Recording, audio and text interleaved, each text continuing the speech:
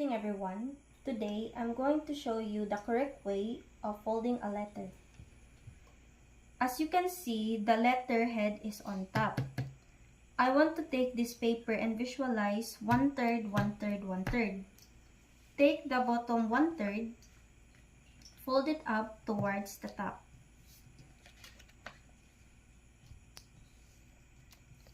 Make sure that your lines on the sides are even the edges of your paper.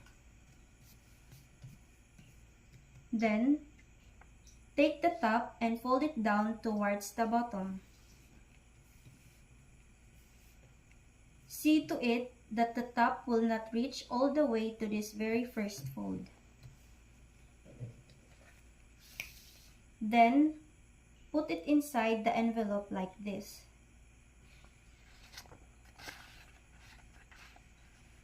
The very most recent fold goes in first, which is this one.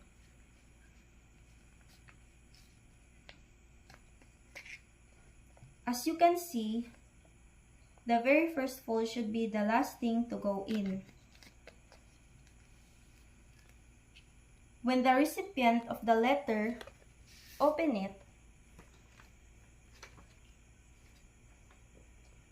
the letterhead is on top.